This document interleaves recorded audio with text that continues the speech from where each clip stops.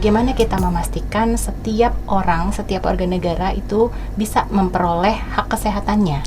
Nah, Kementerian Kesehatan baru-baru ini meluncurkan program cek kesehatan gratis. Ya, mungkin Ibu pernah dengar ya. Nah, ini baru diluncurkan di Februari tahun 2025.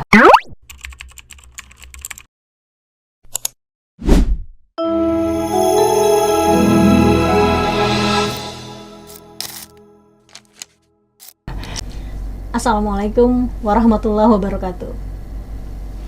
Kembali bersama saya Time with Eldizon. Pemirsa, kali ini saya kedatangan tamu seorang dokter yang cantik dan pintar, Dokter Citra. Selamat siang, Dokter. Selamat siang, Ibu. Terima kasih sudah hadir di podcast saya Eldizon ini. Boleh cerita sedikit mengenai background kegiatan sekarang, Bu? Oke.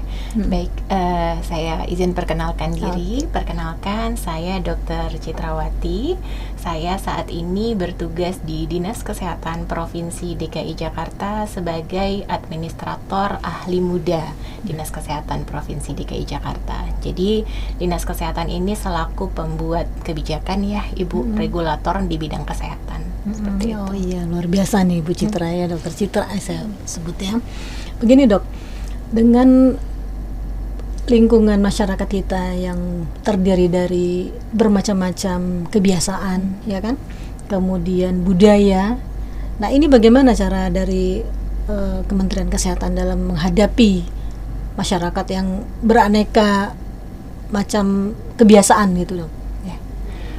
Betul ya, kalau kita bicara tentang masyarakat, terutama di Indonesia, ini sangat beragam ya Bu ya. Kita dari beragam suku, beragam budaya, beragam kebiasaan, itu menjadi tantangan kesehatan sebenarnya ya.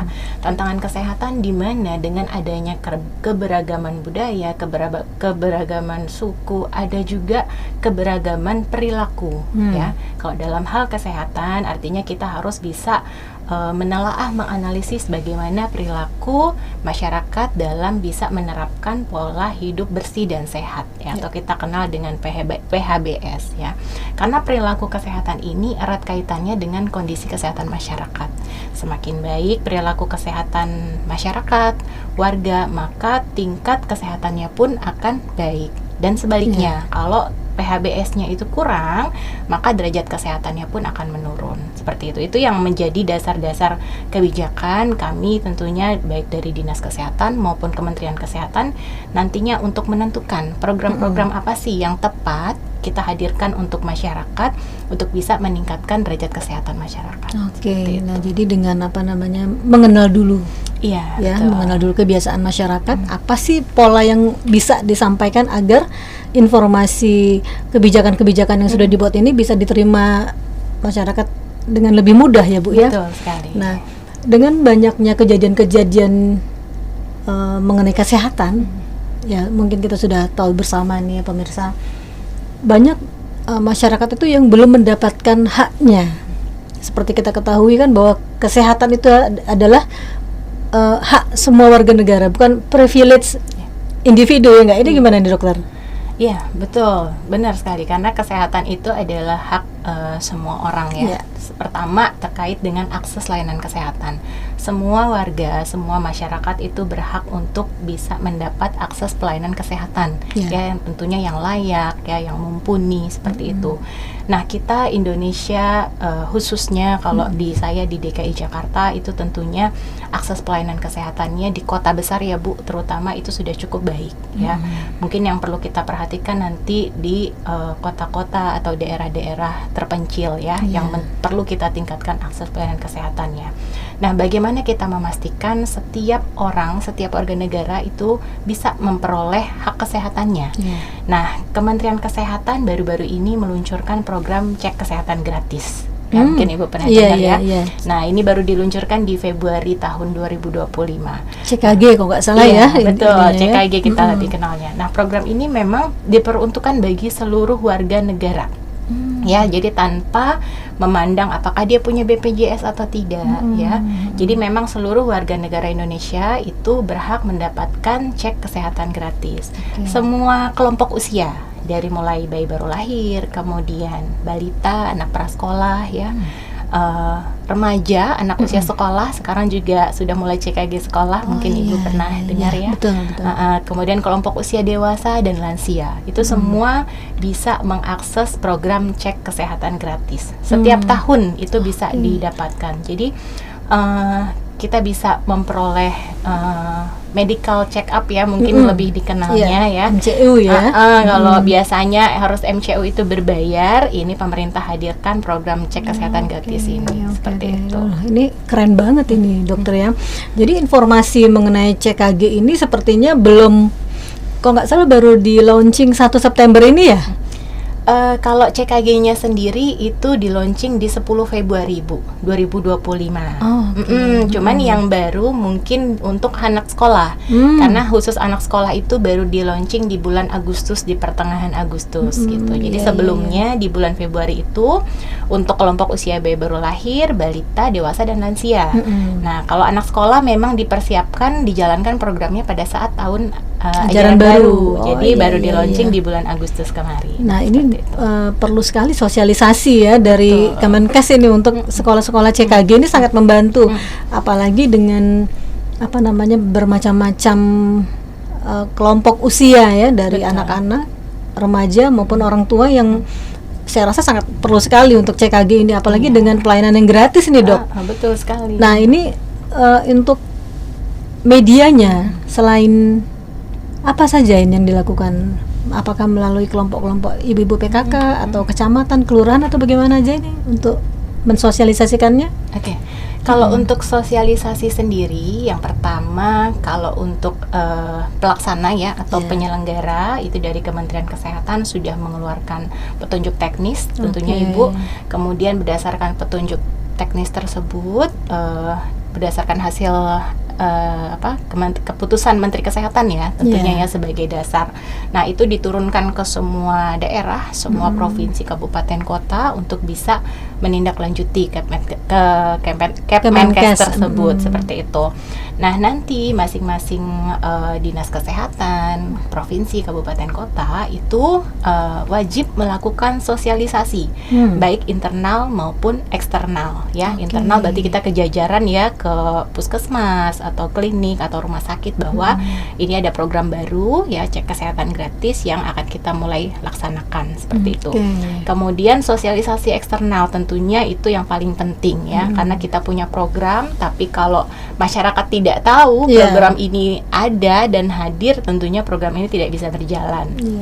Jadi sosialisasi eksternal itu kita lakukan terutamanya dengan melibatkan FKTP atau puskesmas ya, karena puskesmas ini adalah perpanjangan tangan pemerintah nih, ujung tombak ya. Betul, ujung tombak di bidang kesehatan.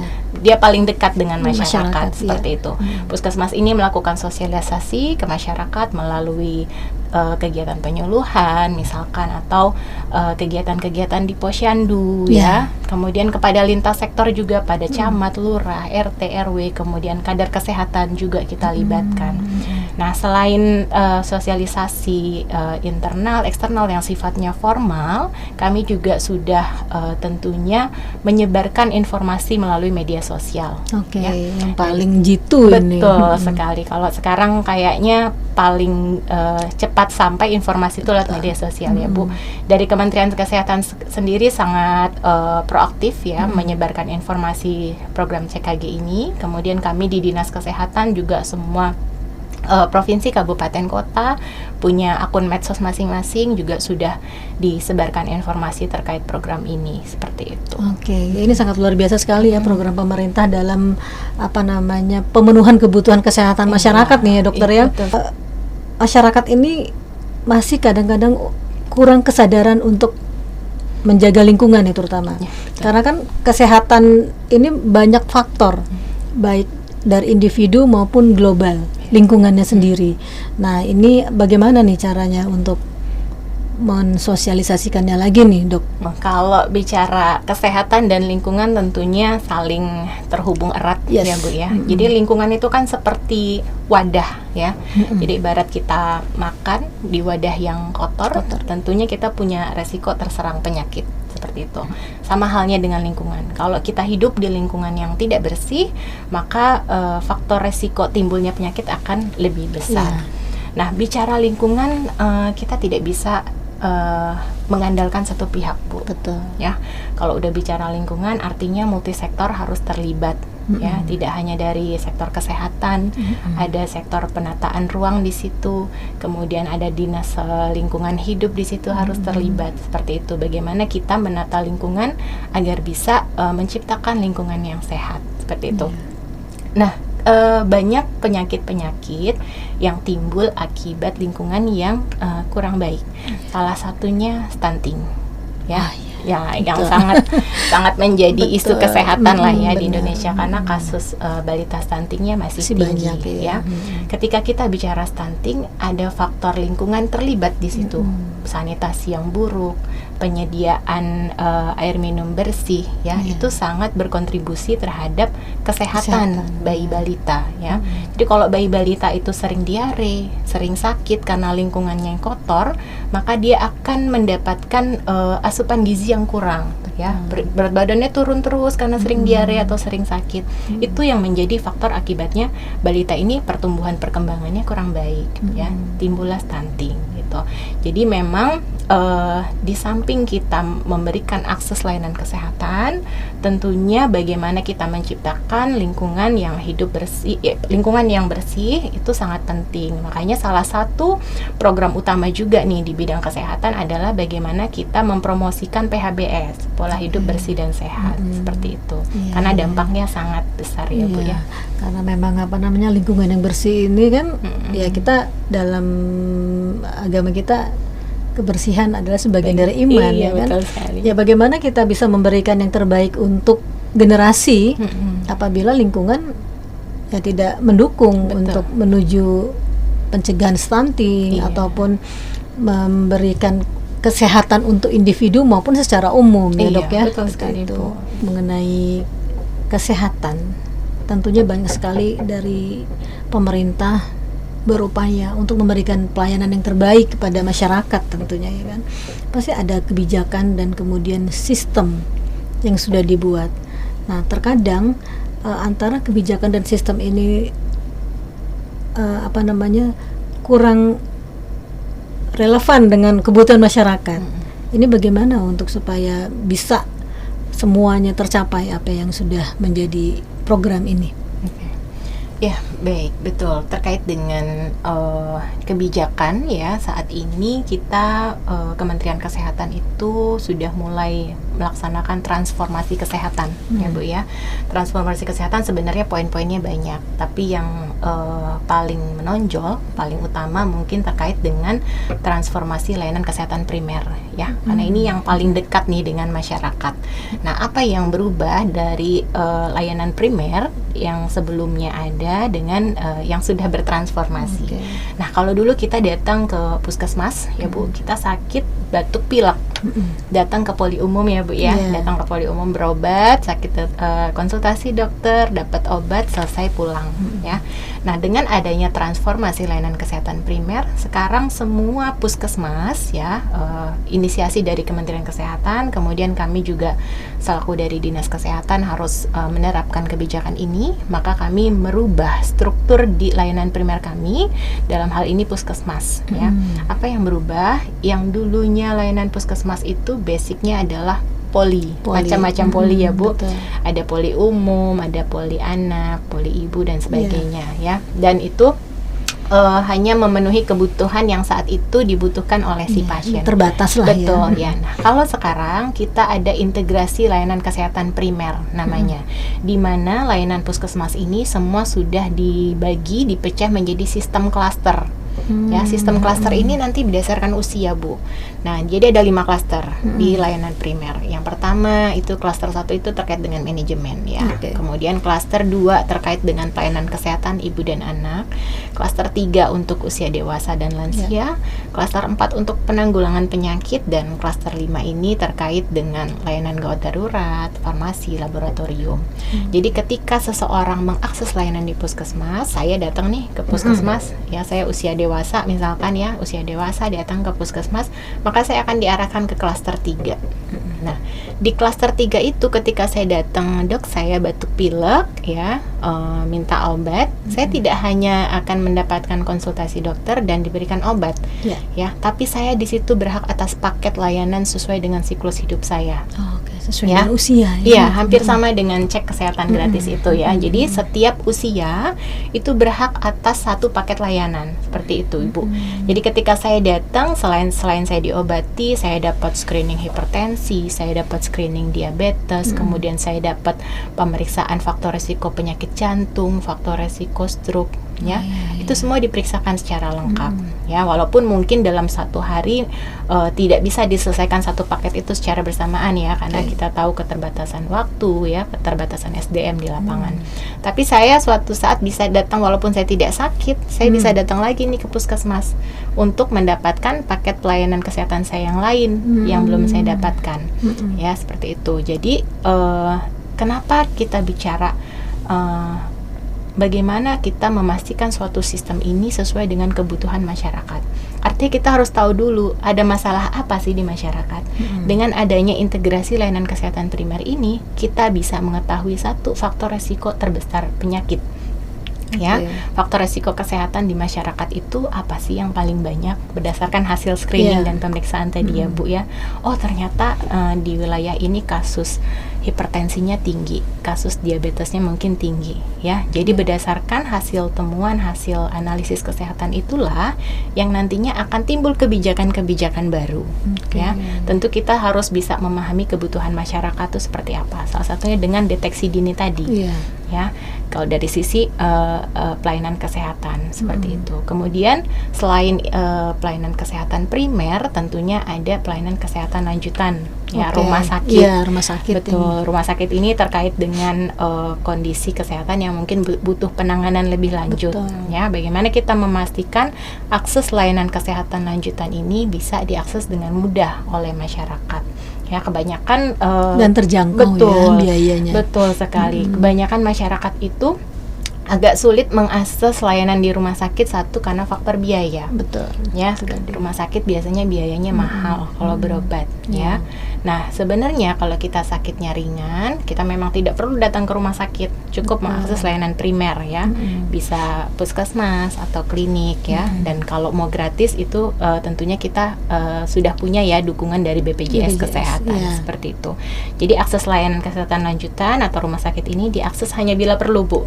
Ya, mudah-mudahan jangan sampai ya kita ke sana gitu. Jadi memang butuh pemeriksaan yang sifatnya lebih kompleks atau penanganan yang sifatnya juga lebih serius itu baru kita arahkan atau rujuk ke rumah sakit yang lanjutannya. Iya, seperti itu. Ini kan tadi disampaikan bahwa semua bisa untuk memeriksakan, intinya seperti itu ya Dok ya, memeriksakan dengan usia yang misalkan di atas 30 atau 40 memang diperlukan pemeriksaan rutin. Betul.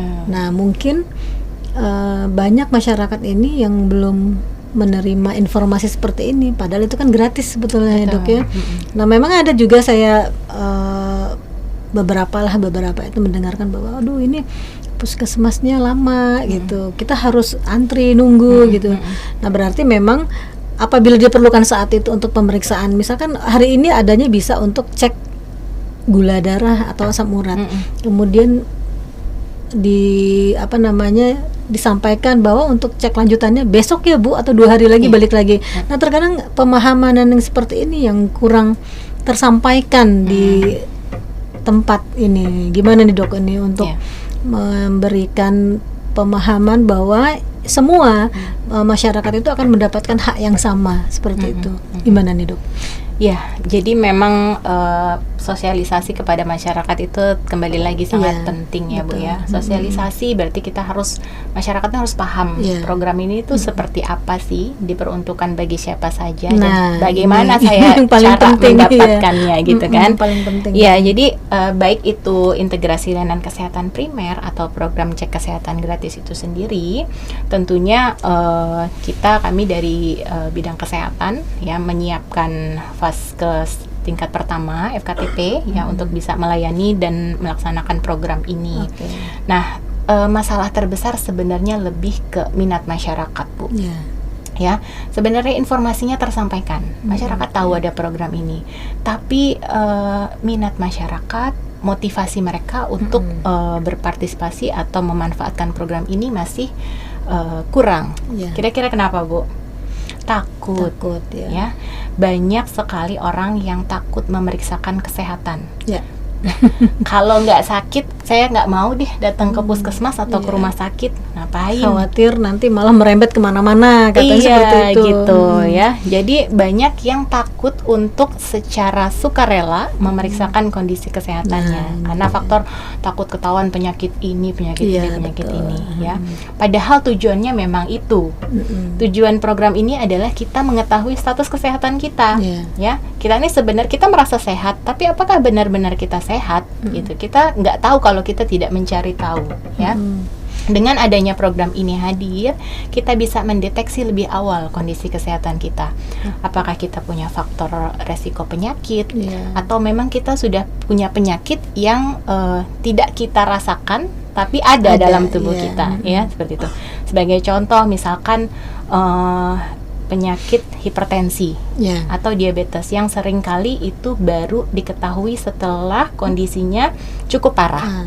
Ya, jadi udah stroke baru tahu ternyata punya hipertensi ya, atau udah mengalami gangguan penyakit jantung baru diketahui ternyata faktor risikonya kolesterolnya tinggi, atau punya diabetes, atau punya darah tinggi. Nah, itu yang mau kita cegah ya. Pemerintah kita itu sangat mengharapkan angka harapan hidup masyarakat Indonesia itu tinggi, derajat kesehatannya baik. Dengan cara apa? Dengan mendeteksi secara dini. Jadi kita nggak perlu takut untuk memeriksakan kesehatan, karena kesadarannya kurang. Betul sekali, karena lebih cepat kita tahu kondisi kesehatan kita, maka akan lebih cepat diatasi.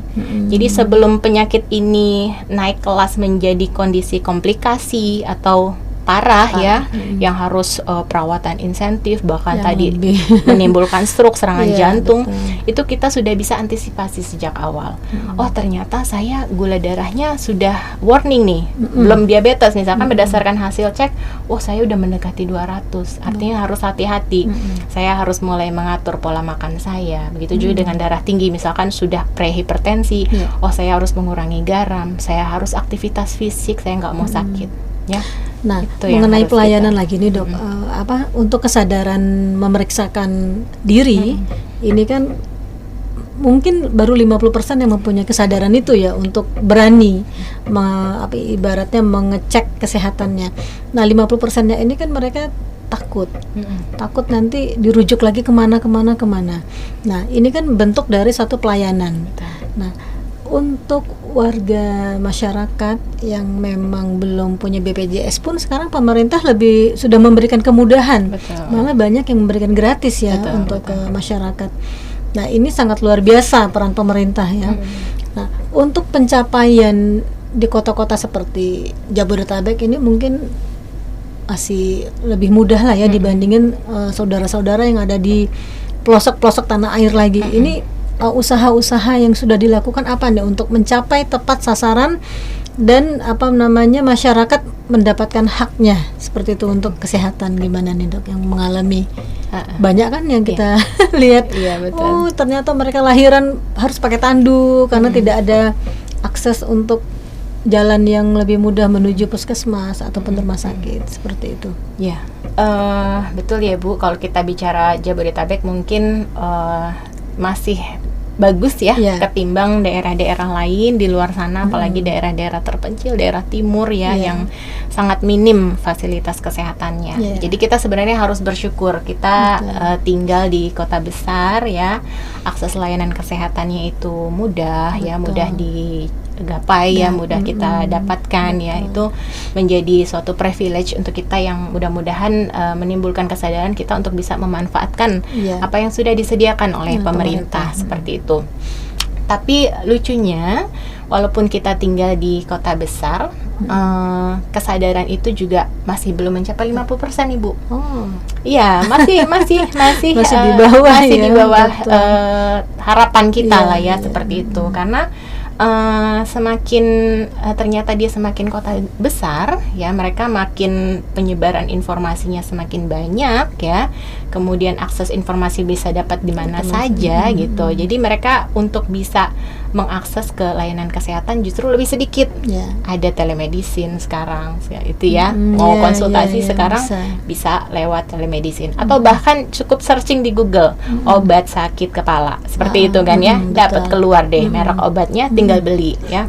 Kita nggak tahu obat itu tepat atau enggak untuk kita, seperti itu ya.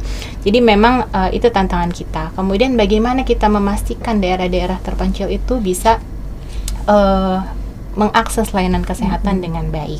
Ini PR pemerintah ya Bu, tentunya ya, karena memang sampai saat ini kita belum ada pemerataan ya, baik dari sisi SDM kesehatan maupun akses layanan kesehatan. SDM dalam hal ini dokter spesialis ya, kota besar dan kota terpencil itu sangat jomplang. Kita Jakarta, jangan Jakarta, Bekasi, Depok, nggak usah ditanya ya, dokter spesialis ada di mana-mana, tinggal pilih. Tapi kalau kita udah bicara wilayah timur, daerah kepulauan, daerah terpencil, sulit sekali untuk memiliki dokter spesialis. Bahkan dokter umum pun susah.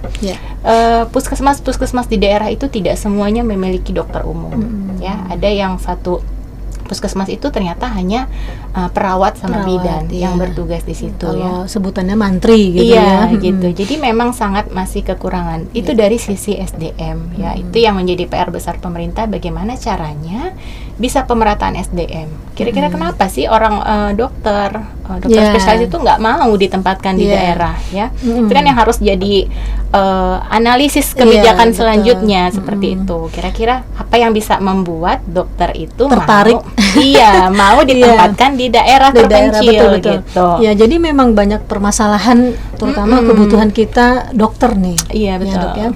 Jangankan di daerah timur, di Jawa Tengah, Jawa Barat itu sebetulnya banyak diperlukan tenaga-tenaga dokter ini ya kan. Betul. Kemudian puskesmas yang memadai untuk menunjang itu. Mungkin dokternya mau, tapi untuk fasilitas puskesmasnya tidak mendukung, sehingga mungkin akan menjadi pertimbangan dokter ini untuk mau ditempatkan di sana nih Dok ya. Iya betul. Nah ini kan ada salah satu program dari Presiden kita Prabowo, memberikan kesempatan kepada dokter di Indonesia ya untuk diberikan beasiswa nih spesialis secara gratis. Dan bahkan itu kalau nggak salah pemerintah memberikan gaji 5-10 juta.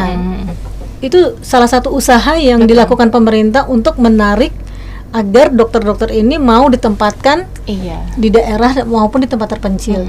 Itu cukup luar biasa program yang sudah dicanangkan ini ya Dok ya. Nah ini dalam penempatan ini apakah ada persyaratan tertentu, bagaimana nih Dok? Kalau untuk penempatan biasanya sesuai kebutuhan ya Bu ya. Jadi memang ada program sekarang malah hospital base ya. Jadi program spesialis itu bisa dilaksanakan oleh rumah sakit pendidikan seperti itu ya. Memang tujuannya mempermudah para dokter spesialis ini untuk meningkatkan kapasitas ya, atau bersekolah lagi ya. Karena kita lihat kalau berbasis universitas yang menyelenggarakan dokter spesialis kan masih terbatas.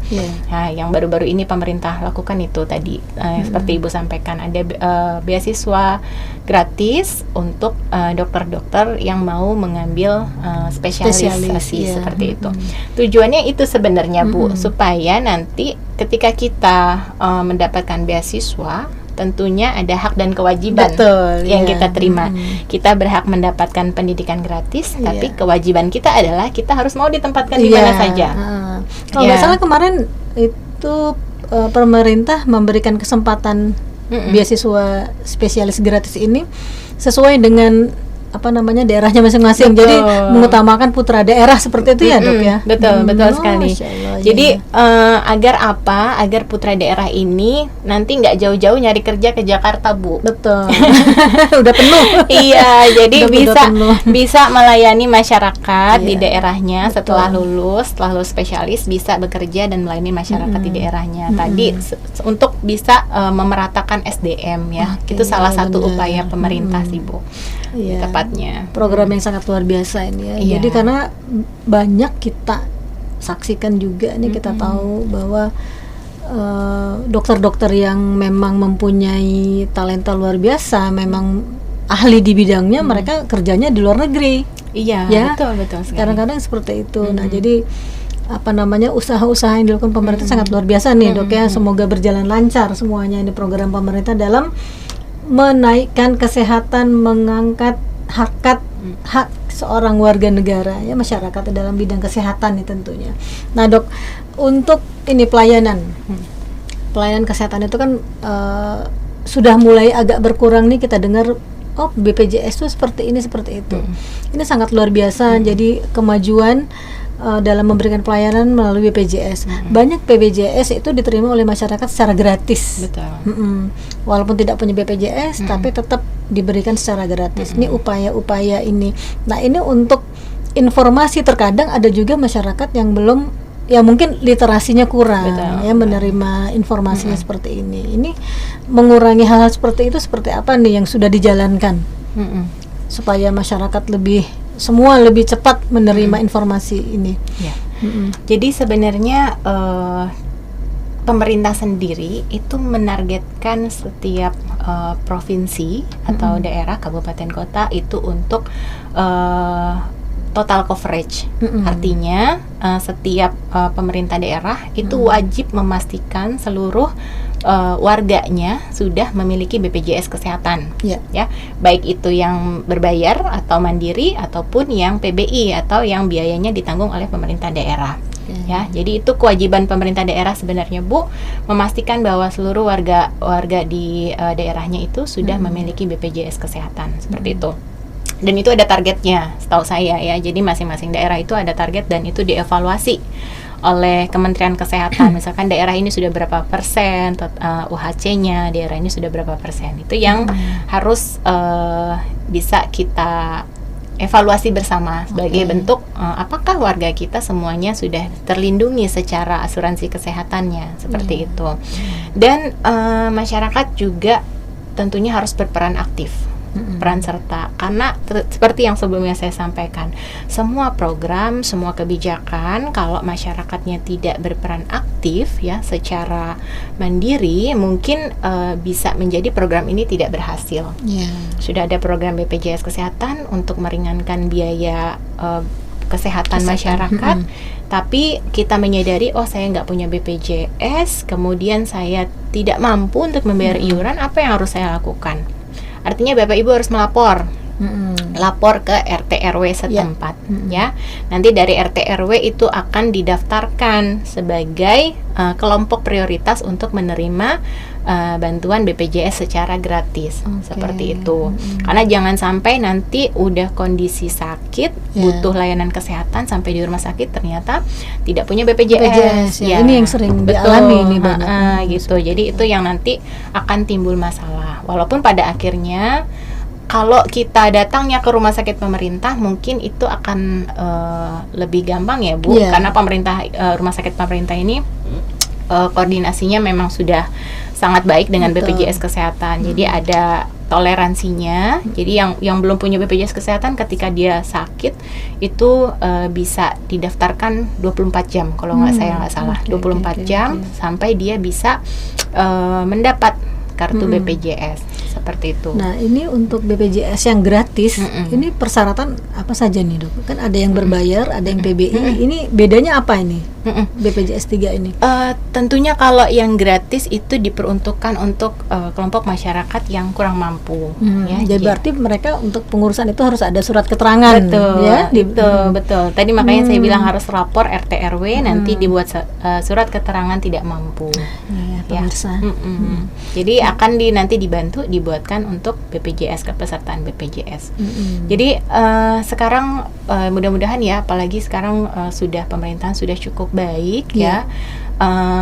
Punya masalah, punya keluhan itu kayaknya lebih cepat. Betul. Sedikit bunyi, apalagi kalau udah beredar di media sosial masalahnya viral. Udah viral itu langsung, pasti akan langsung ditindaklanjuti seperti itu. Ya mudah-mudahan kita nggak usah sampai viral seperti kita harus mulai punya kesadaran sendiri untuk apa yang hak kita bisa dapatkan, apa yang memang menjadi kewajiban kita, seperti itu. Nah, ya, jadi pemirsa, kita juga harus aktif ini sebagai masyarakat untuk mendapatkan hak-haknya dalam bidang kesehatan. Ya, jadi mari kita dukung program pemerintah dalam meningkatkan kesehatan masyarakat. Semua berperan utama adalah dari kita sendiri sebagai warga negara Indonesia, ya Dok ya. Mungkin ada pesan-pesan yang ingin mau disampaikan, monggo. Harapan kepada masyarakat seperti apa? Ya, baik. Terima kasih. Tentunya harapan kami sangat besar ya kepada masyarakat di seluruh Indonesia, di Jabodetabek ya, untuk bisa berperan aktif ya, memanfaatkan program-program yang sudah disediakan oleh pemerintah. Itu yang pertama, karena program-program ini tidak akan bisa berjalan baik tanpa partisipasi aktif masyarakat ya. Kemudian yang kedua, kami sangat mengajak masyarakat ini untuk bisa membudayakan pola hidup bersih dan sehat. Karena PHBS ini menjadi ujung tombak kesehatan Bapak Ibu sekalian ya. Dengan Bapak Ibu menerapkan pola hidup bersih dan sehat, maka kesehatan Bapak Ibu sekalian juga bisa dijaga seperti itu. Jadi kita tidak sampai timbul sakit, kita sudah bisa menjaga diri sendiri dulu, diri sendiri, keluarga dan lingkungan sekitar, seperti itu. Oke, terima kasih Dokter Citra ya. Semoga apa yang disampaikan tadi bermanfaat untuk masyarakat luas ini. Ya, baik, terima kasih pemirsa. Jangan lupa subscribe. Terima kasih dokter. Assalamualaikum warahmatullahi wabarakatuh. Waalaikumsalam warahmatullahi wabarakatuh.